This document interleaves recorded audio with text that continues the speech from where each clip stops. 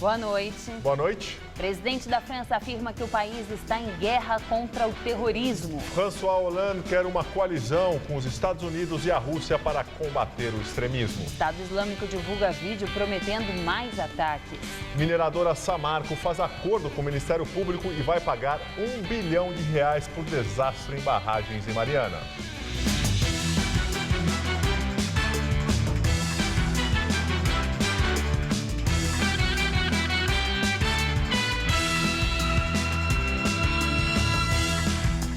Terror em Paris. Presidente François Hollande declara que a França está em guerra contra o terrorismo jihadista e pede uma coalizão única, incluindo Estados Unidos e Rússia.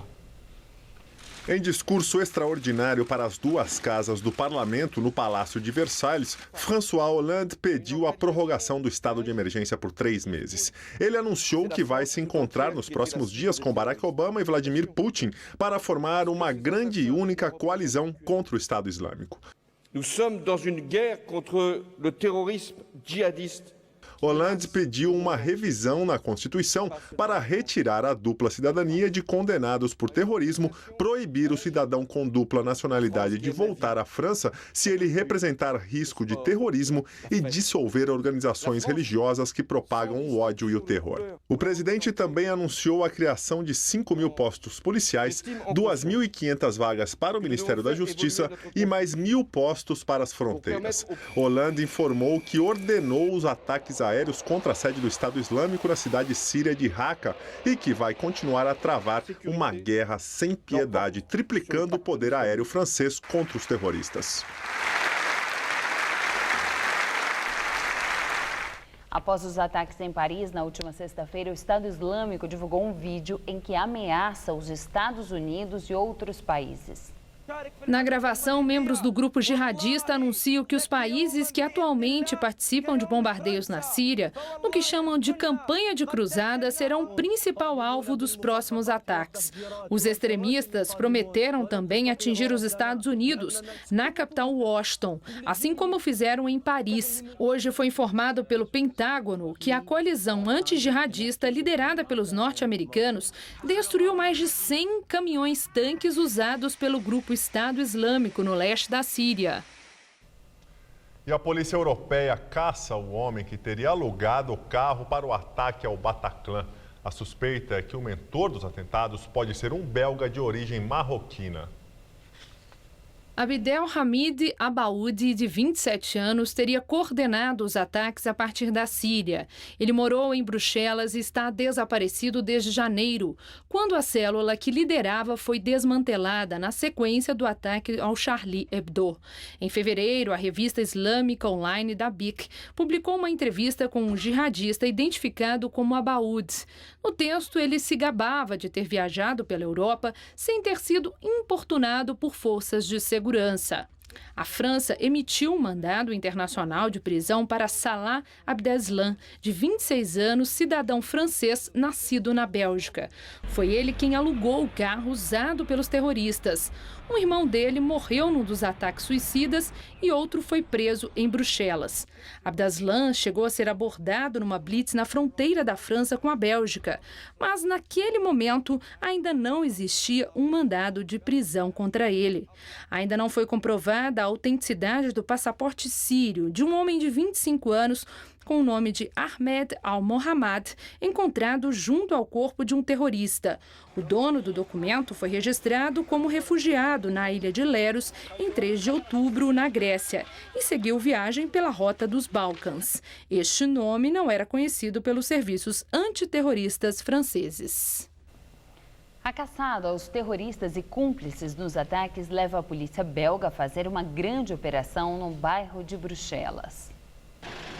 Dezenas de policiais belgas fortemente armados e unidades do esquadrão antibombas participaram da operação, que terminou sem prisões. O bairro popular de Molenbeek, nos subúrbios de Bruxelas, é conhecido como um centro de operações de redes de terror.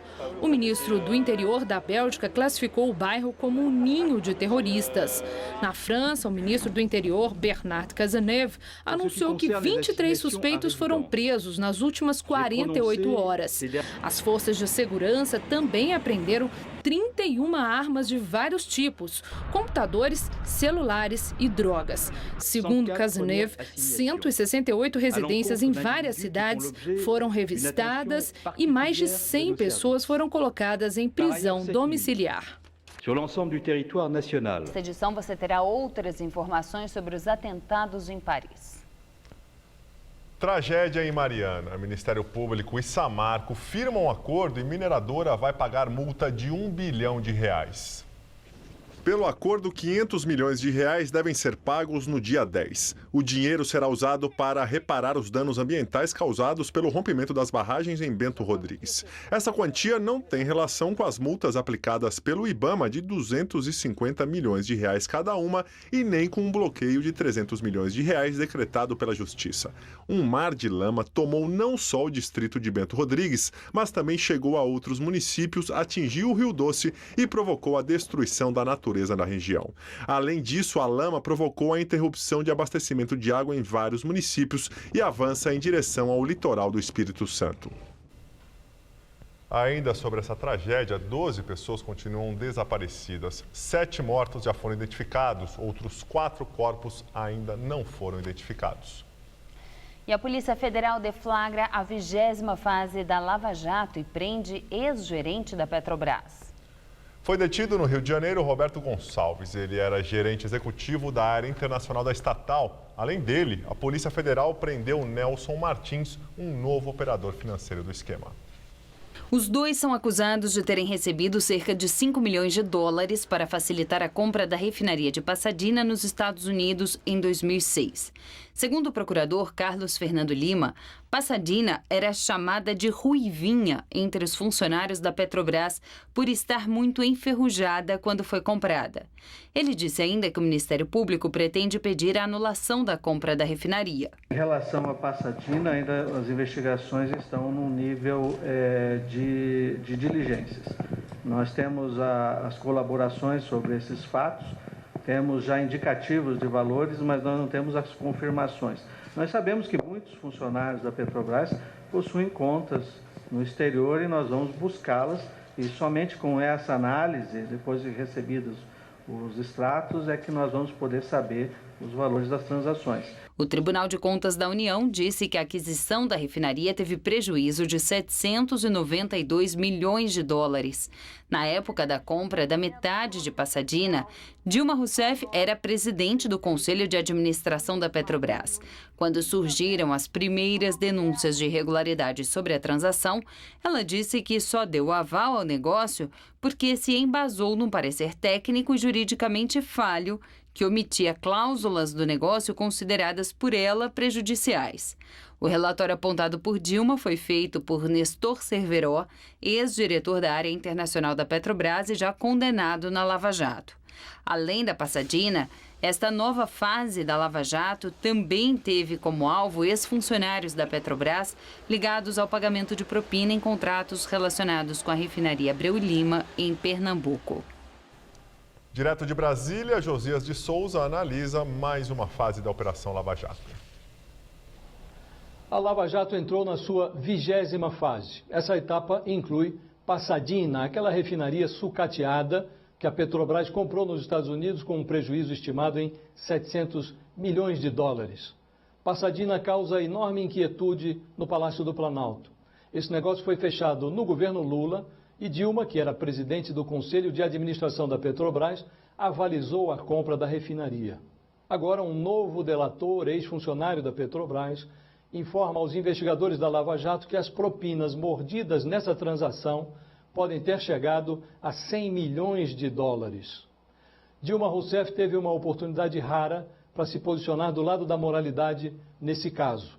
Em março do ano passado, antes da campanha eleitoral, Dilma foi questionada por uma repórter e soltou uma nota oficial para dizer que tinha aprovado a compra de Pasadena com base em informações incompletas de um relatório jurídica e tecnicamente falho. Quando parecia que Dilma se encaminhava para abrir a caixa preta da Petrobras, o PT reclamou do sincericídio da presidente, Dilma recuou e ligou o automático do "eu não sabia". A Lava Jato cresceu e Dilma passou a campanha eleitoral toda reclamando de delatores e de vazamento de informações. Ainda assim, Dilma foi reeleita. No final do ano, em dezembro, quando foi receber o seu diploma no Tribunal Superior Eleitoral, Dilma fez um lindo discurso. Ela disse que nesse ano de 2015 convocaria todos os setores da sociedade para firmar um pacto nacional contra a corrupção. O Natal está chegando e o convite de Dilma ainda não foi feito. Nesse mesmo discurso, a presidente disse que a corrupção decorre no Brasil um sistema de poder patrimonialista com o qual nós brasileiros convivemos há séculos. Quer dizer, a culpa é dos portugueses ou dos índios, que não colocaram Cabral para correr naquele fatídico 22 de abril. Boa noite. Justiça Federal do Paraná condena o ex-deputado federal Luiz Argolo pelos crimes de corrupção passiva e lavagem de dinheiro. De acordo com a sentença do juiz Sérgio Moro, ficou provado que o político recebeu parte do dinheiro da propina paga por empreiteiras da diretoria de abastecimento da Petrobras, comandada, na época dos fatos, por Paulo Roberto Costa. Argolo, que era do Solidariedade, foi condenado a quase 12 anos de prisão. Cabe recurso, ele está detido no Complexo Médico Penal de Pinhais, região metropolitana de Curitiba. Ele é o terceiro político a ser condenado na Lava Jato. Antes dele, foram condenados André Vargas, ex-PT, e Pedro Correia, do PP. Deputado Fausto Pinato, do PRB, antecipa relatório e dá parecer favorável pela continuidade de processo contra o presidente da Câmara, Eduardo Cunha. Pinato tinha até quinta-feira para apresentar o relatório. Ele disse que antecipou porque já havia analisado a representação contra Cunha e encontrado indícios suficientes para o prosseguimento das investigações. A defesa de Eduardo Cunha disse que a antecipação é injustificada e que fere o direito de defesa. O presidente da Câmara é acusado pelo PSOL e pela Rede de ter mentido à CPI da Petrobras quando disse não ter contas na Suíça. Cunha segue negando ter as contas, mas admite ter ativos no exterior, sob o controle de entidades que administram bens em favor dos beneficiários. O presidente do Conselho de Ética, José Carlos Araújo, do PSD da Bahia, disse que o relatório do deputado Fausto Pinato deve ser votado na quarta-feira. A partir daí, Cunha terá 10 dias para se defender.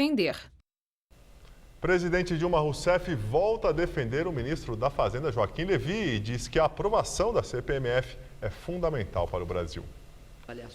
Após a participação na cúpula do G20, a presidente negou que Joaquim Levy vá deixar o governo. Questionada por um jornalista sobre críticas feitas por Lula à política econômica, Dilma destacou que respeita a opinião do ex-presidente, mas reiterou que não tem que concordar com todas as avaliações feitas por ele. Acho extremamente nocivo e negativo para o país as especulações que vira e mexe são feitas quanto ao ministro Joaquim Levy, que me obrigam também de forma sistemática a vir a público e reforçar que o ministro Joaquim Levy fica onde está. A presidente também falou sobre a necessidade da aprovação da CPMF. Porque é uma questão fundamental para o Brasil se ancorar, estabilizar e ter condições aí de acelerar o processo de saída da crise. É fundamental que se aprove a CPMF. Analistas de mercado continuam pessimistas em relação aos resultados da economia para este ano e também para 2016. Dados do Boletim Focus, feito pelo Banco Central com mais de 100 instituições financeiras, mostram que os analistas preveem uma inflação de 10,04%. É a primeira vez que a previsão da inflação deste ano atinge 2 dígitos. Já para o PIB, os analistas de mercado mantiveram a previsão da semana passada. Eles acreditam que o ano fechará com retração de 3,10%. Rodovia Anchieta passa o dia com as duas pistas bloqueadas depois que um caminhão colidiu com uma passarela que caiu. O acidente aconteceu na altura de São Bernardo do Campo, no ABC Paulista. A via só foi totalmente liberada agora à noite. As imagens das câmeras de monitoramento mostram a hora em que o caminhão bateu na passarela. A caçamba estava erguida e, com a força do choque, a estrutura desabou nos dois sentidos da via. O acidente foi às 3h20 da madrugada desta segunda-feira, no quilômetro 30 da rodovia Anchieta. 3 veículos foram atingidos. Além do caminhão que causou o acidente, outro que vinha na pista sentido de São Paulo e também um carro que passava. Um homem ficou ferido e quebrou o nariz. De acordo com o gerente de atendimento ao usuário da Ecovias, a concessionária que administra a estrada, o excesso de altura tinha sido constatado, mas o motorista do caminhão desrespeitou a ordem de não continuar a viagem em direção ao Porto de Santos. Quando o caminhão entrou no posto de pesagem, a nossa balança, o sistema de detecção de altura já deu um alerta. O operador observou visualmente a caçamba levantada, tentou comunicar ao usuário e automaticamente os conjuntos de semáforo, o sinal ficou vermelho para que o motorista não seguisse pela rodovia, orientando ele para que parasse e entrasse no pátio. E ele seguiu viagem. A passarela que caiu tinha 25 metros de comprimento e 130 toneladas. E por causa do peso e das dimensões, foi necessário um trabalho bastante complexo para a retirada desse material das pistas, com 3 guindastes de grande porte ao longo de todo o dia. O tráfego foi bloqueado e as pistas só começaram a ser liberadas para os carros novamente no finzinho da tarde. A construção de uma nova estrutura ainda será estudada. Quando concluído totalmente a retirada do vão da passarela que caiu, de todos os resíduos, uma equipe nossa de técnicos e engenheiros especializados nesse tipo de dispositivo farão um estudo e um projeto será elaborado buscando a melhor solução. Tanto o asfalto quanto toda a sua drenagem e outros elementos da via serão avaliados durante esse estudo também e tudo será refeito. Em julho, um acidente parecido comprometeu a ponte do Piqueri na zona leste de São Paulo. Um caminhão também com a caçamba levantada bateu na estrutura. O trânsito na Marginal Tietê ficou parcialmente bloqueado por quase 2 dias. Foi um dos maiores congestionamentos do ano registrados na capital paulista. E os custos de reparo foram estimados em R$1 milhão. O motorista do caminhão que trafegava com a caçamba levantada não se feriu. Na delegacia, ele fez o teste do bafômetro, que não acusou embriaguez. O caminhão tinha sensor de posição da caçamba, mas ainda não se sabe se o equipamento estava funcionando. O homem vai responder por lesão corporal culposa quando não há intenção de cometer o crime. São Paulo teve um dia bastante instável, mas amanhã o calor volta com força. E com ele virão também as chuvas fortes. Vamos aos detalhes da previsão.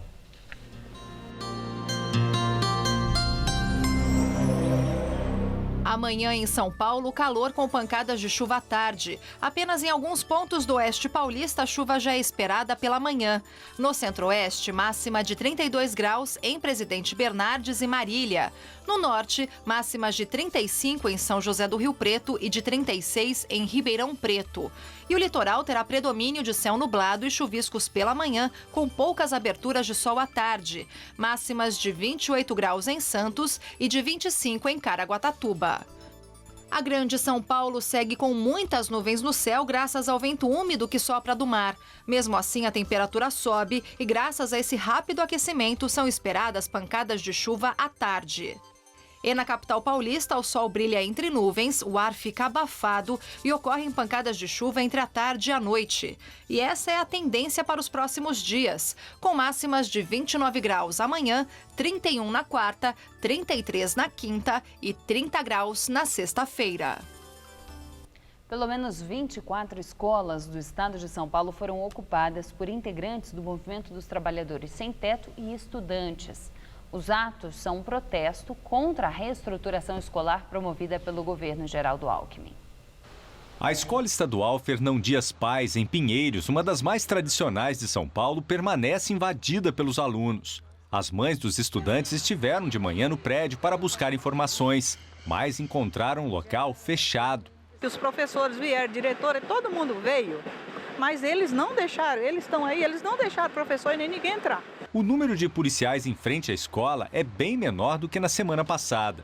Os estudantes dizem que não vão desocupar as salas. A Justiça chegou a pedir reintegração de posse, mas o pedido foi suspenso. Esta estudante tem 16 anos e não pode ser identificada. Ela cursa o ensino médio no período noturno, porque trabalha de dia. Ela diz que com a reformulação terá que mudar de escola. A gente pretende ficar até a reorganização inteira for derrubada. Só assim a gente desocupa completamente. Aqui na Escola Estadual Castro Alves, em Santana, na zona norte da capital, os alunos continuam controlando o acesso ao prédio. Ela está fechada desde quinta-feira da semana passada. Os estudantes dizem que vão ficar por aqui por tempo indeterminado. E, por enquanto, não há nenhuma previsão de que seja marcada uma nova reunião com o governo do estado. Muitos alunos foram à escola e fizeram atividades sem a presença dos professores, mas ninguém quis gravar entrevista. Além de estudantes, o protesto contra a reestruturação do ensino do governo do estado tem a participação de sindicatos, como dos professores, e também de movimentos sociais. Na sexta-feira, o MTST, Movimento dos Trabalhadores Sem Teto, chegou a invadir 3 escolas na Grande São Paulo. Eu fico triste pelo meu, fico triste pelos outros que tem aqui e também, pelo modo geral, pelas outras escolas também que estão passando pelo mesmo processo que essa. Como mãe, eu espero que o governo tenha consciência disso, porque a gente paga muito alto para ter uma escola. A gente paga imposto para tudo, até para morrer a gente paga imposto. Então eu creio que manter uma escola digna para os nossos filhos e tirar essa bagunça que está no final do ano, eu acho que é o mínimo que o governo tem que fazer para nós. A seguir, as últimas informações sobre os atentados em Paris e a reação da comunidade internacional. Barack Obama anuncia que vai intensificar a ação militar na Síria, mas descarta envio de tropas ao país. Tiago acaba de fazer a melhor entrevista de emprego da sua vida. Tiago saiu do Rio de Janeiro, mas o carro teve uma pane. Amanda, do Centro de Controle, avisou o seu Jair, motorista do guincho. Sem os investimentos em segurança do Grupo CCR, o seu Jair não teria ajudado o Tiago a chegar a tempo em São Paulo. E a entrevista seria assim. É para facilitar a vida de todos que o Grupo CCR trabalha, cuidando de rodovias, para que todos tenham as melhores entrevistas e os melhores momentos de suas vidas. CCR, é por aqui que a gente chega lá. Prevenir é melhor do que remediar. Sempre! E você pode contar com a gente tirando suas principais dúvidas para manter a saúde em dia e ter mais qualidade de vida. TV Gazeta. Bom te ver sempre bem. Qual Casper você é? A minha Casper é informação. A minha Casper é organização. A minha Casper é criação. A minha Casper é luz, câmera, ação. A minha Casper é comunicação. É teoria, é prática, é oportunidade de estágio. É a melhor localização. Essa é a minha Casper. E você, qual Casper você é? Quem ama uma banda não se satisfaz só com o show. Quem ama um escritor não se satisfaz só com o livro. Quem ama um time de futebol não se satisfaz só com o jogo. É preciso estar por dentro de tudo o que acontece com o Clube do Coração, das últimas notícias e de informações exclusivas dos bastidores. Viva o seu time a toda hora. Gazeta Esportiva, muito além dos 90 minutos. Nesta segunda, no Todo Seu, vai ter música e bate-papo. Vamos bater um papo com a divertida socialite Val Marchiori. E ainda tem um musical com o jovem, talentosíssimo tenor Jean William. Adoro esse cara. Então fique ligado, você confere tudo isso e muito mais no Todo Seu desta segunda. Vem, estou te esperando.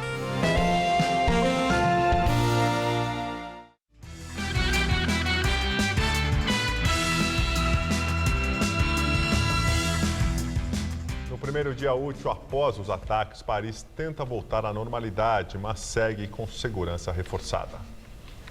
O amanhecer em Paris encheu novamente as ruas e estações de metrô de franceses e turistas. Aos poucos, a cidade tenta retomar a rotina.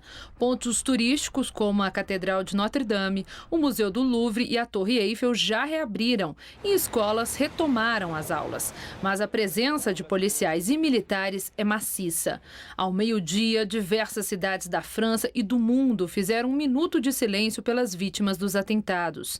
Em Paris, pessoas se reuniram nos locais dos ataques, que estão repletos de flores, velas e cartazes, para prestar homenagens. O presidente François Hollande participou do tributo na Universidade de Sorbonne. A capital segue em luto oficial de 3 dias. O clima de medo também continua. Ontem à noite, enquanto centenas de pessoas prestavam homenagens na Praça da República, um estrondo causou correria e pânico.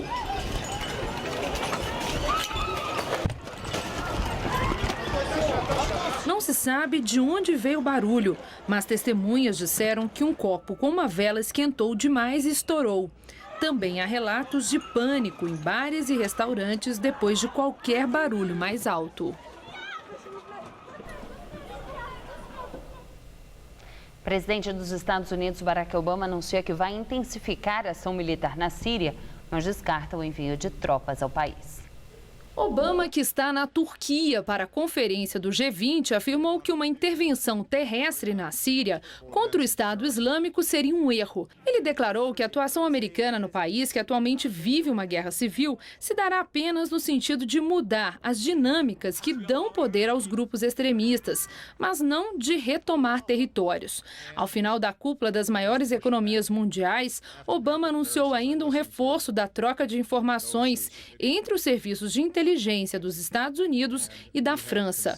O acordo foi firmado também pelo presidente da Rússia, Vladimir Putin, que se comprometeu, junto com outros líderes presentes no evento, a conter o financiamento terrorista e combater os grupos jihadistas.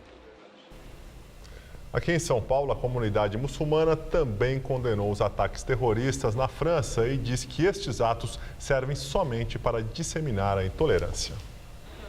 Na Avenida Paulista, a bandeira da França, meio mastro, em sinal de luto. Em frente ao prédio onde fica o consulado francês, flores, velas e mensagens em uma espécie de memorial às vítimas do ataque terrorista de sexta-feira. As homenagens não param de chegar. Celine, que é francesa e mora em São Paulo há 1 ano, trouxe flores brancas. Ela diz que está muito chocada. Estou horrível, mas desculpem, não posso falar mais. Ontem, centenas de pessoas, entre brasileiros e franceses, se reuniram para um ato de solidariedade. No vídeo publicado nas redes sociais do Consulado da França, em São Paulo, um momento em que todos cantam o hino do país.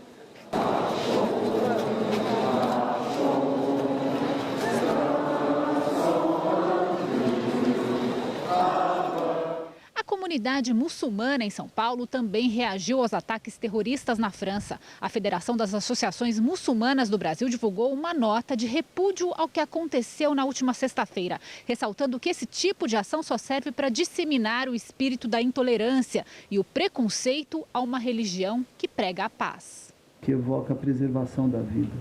Nada que possa acontecer, que possa vitimar pessoas, ela pode ser colocada dentro do arcabouço do islamismo. O islamismo não aceita que um grupo extremista possa ser, inclusive, ser intitulado como islâmico. O vice-presidente da federação diz que o país tem cerca de 800 mil a 1 milhão de muçulmanos, mais da metade em São Paulo, e que há necessidade de mais informação sobre o Islã para que essas pessoas não passem a sofrer. Nós precisamos divulgar o verdadeiro islamismo, o islamismo essencial, aquele que contribui pela evolução da humanidade, o islamismo que permite que as pessoas possam progredir de uma maneira digna. A edição das 10 do Jornal da Gazeta termina aqui. Boa noite. Fique agora com o Rony Von no Todo Seu. Uma ótima semana para você e até amanhã.